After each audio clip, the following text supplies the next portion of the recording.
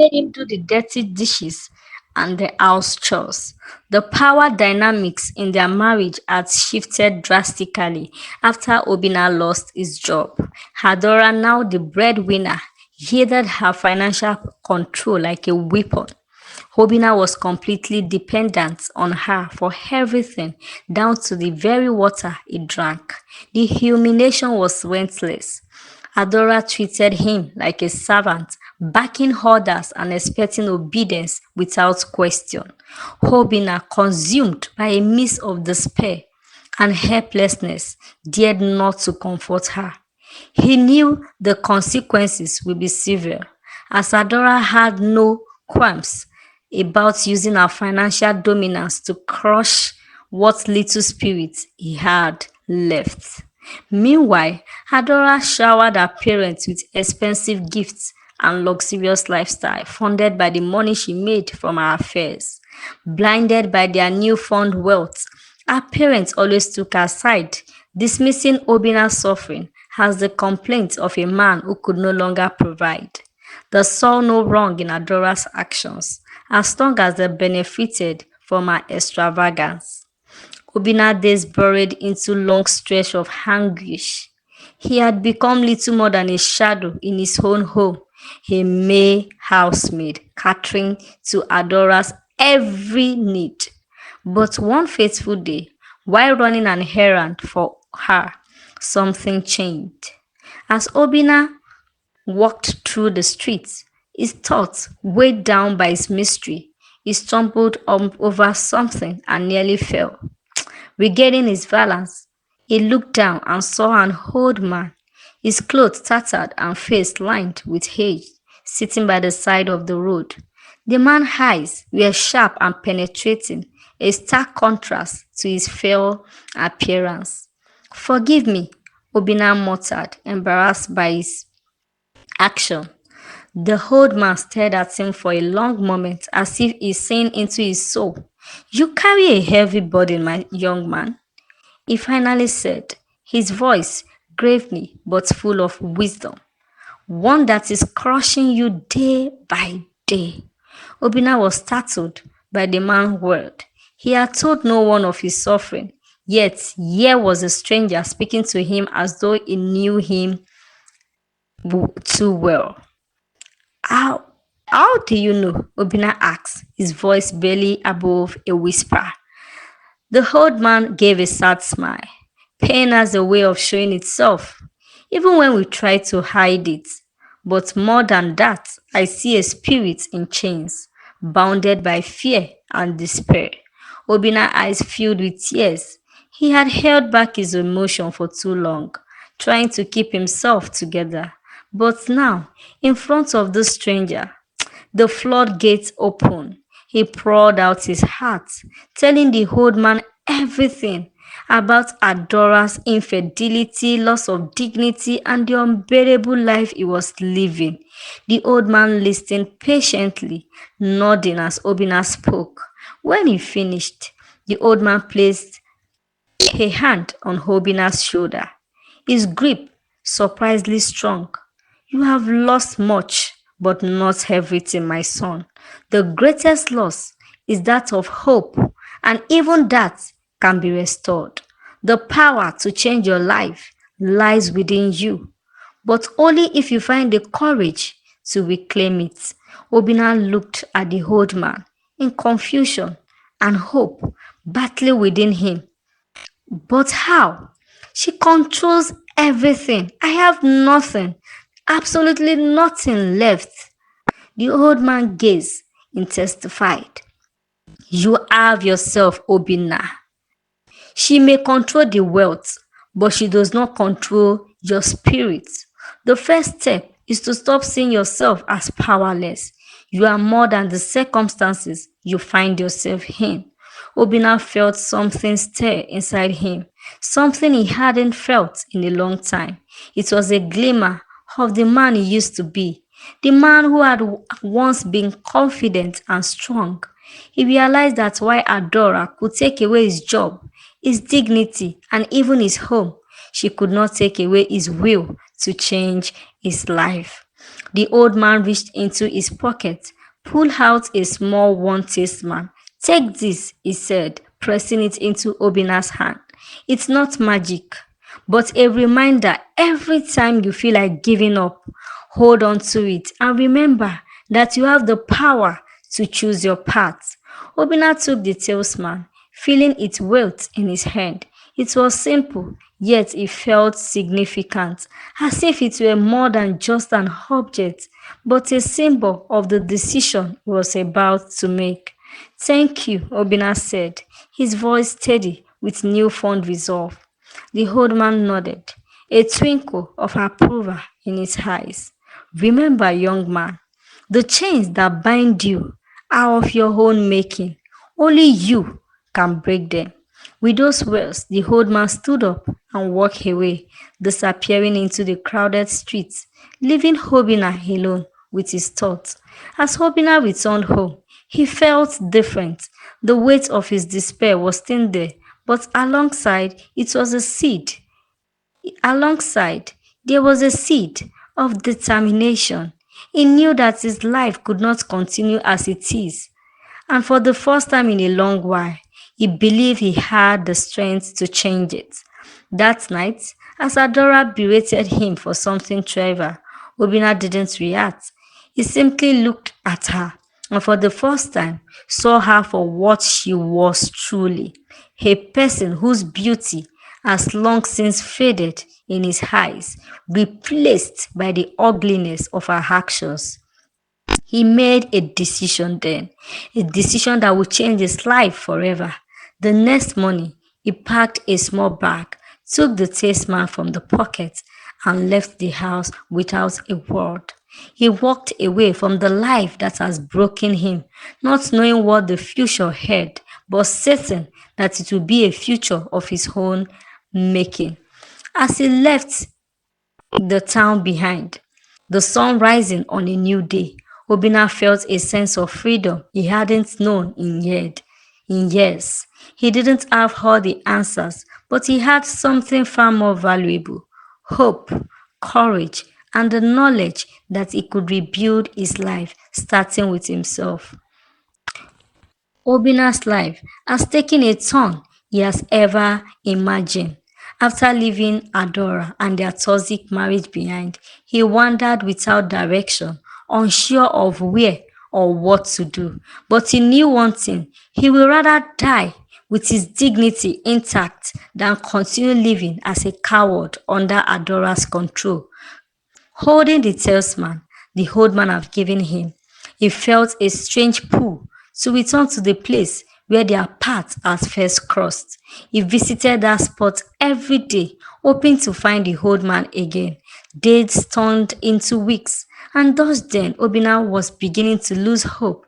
He saw the familiar figure of the old man sitting in the same place as before. Their eyes met, and the old man, surprise, quickly turned into a lonely smile. You came back, the old man said, his voice filled with a mask of curiosity and expectation. Obina nodded. I had nowhere else to go. I only came here to find my way, he stammered.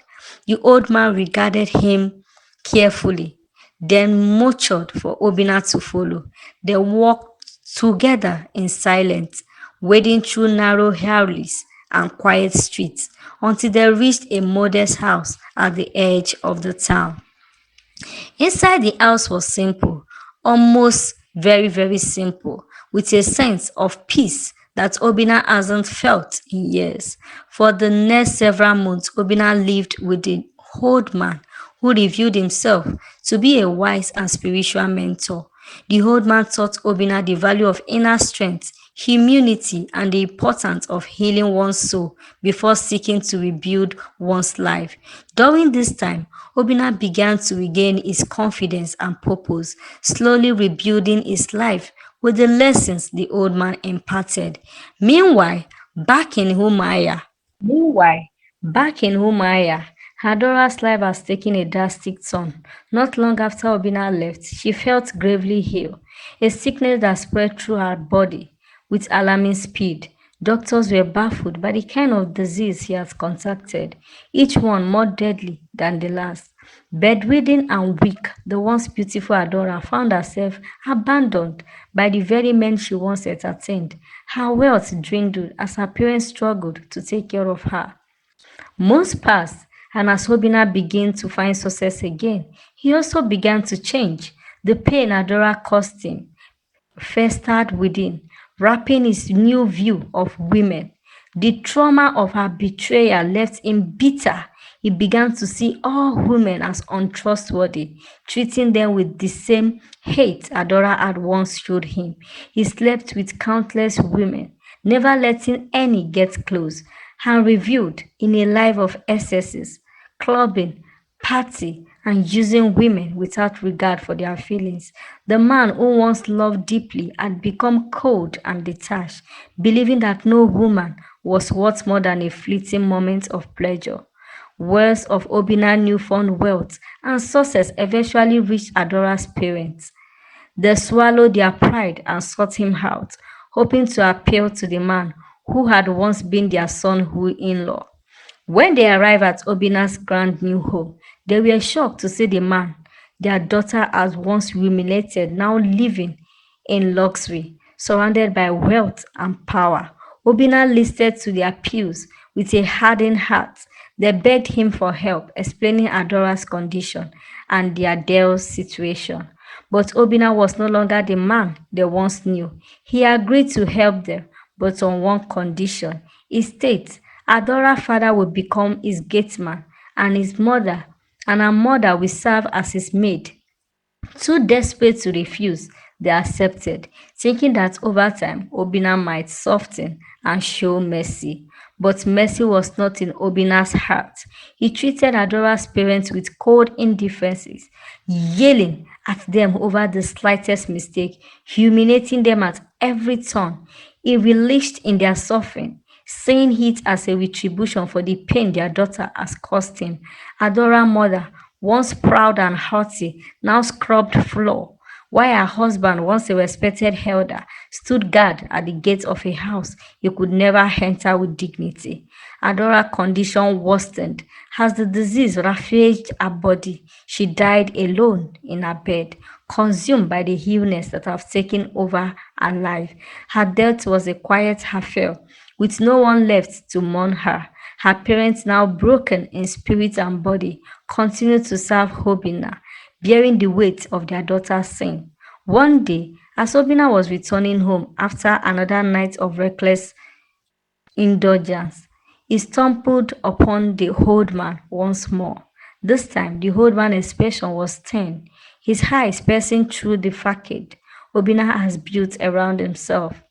You have gained the world, but lost your soul, my son, the old man said, his voice heavy with disappointment. Obina, still under the influence of the night, shield. I did what I had to do. They deserved it. The old man shook his head. Revenge has a way of destroying the one who seeks it. Look at what you've become. You sought justice, but all you've done is continue the cycle of pain.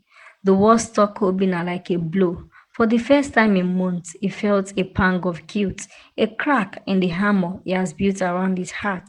The old man continued, You can still change, Obina. The path you are on can only lead you to more darkness. The pain Adora caused you doesn't have to define your life. Let go of the hatred before it consumes you entirely. Obina stood in silence, the old man's words echoing in his heart. He realized that in his quest to punish those who had wronged him, he had also lost sight of who he truly was. The success he has fought so hard to achieve now felt hollow, tainted the bitterness that had taken root in his heart. As the old man walked away, Obina stood alone, contemplating the choices he had made. He knew he couldn't continue down the path he was on, not if he wanted to find peace. The first step would be the hardest, letting go of the anger and the desire for revenge and the pain that has driven him for so long. In the days that followed, Obina began to change once more. He released Adora's parents from their servitude, providing them with enough money to live out their remaining years in comfort. He distanced himself from the life of excesses and began to seek forgiveness, not just from others but from himself.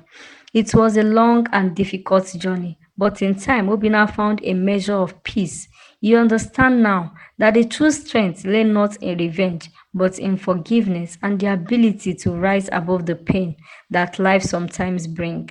And also, the old man teaching still guiding him, Obinna set out to build a life of purpose, one that honored the lessons of his past without being consumed by them. He would never forget Adora or the pain she caused him, but he would no longer let it define him.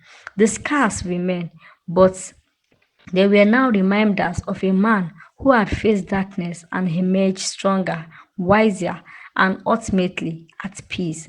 Obinna eventually found healing and a second chance at love when he met Ogechi. Unlike his past experiences, Ogechi was a kind-hearted and genuine loving woman who respected him for who he was, not for what he could provide. Her warmth and sincerity began to stir the coldness that had settled in Obinna's heart. Their relationship blossomed into a deep, meaningful bond built on mutual respect, trust, and love.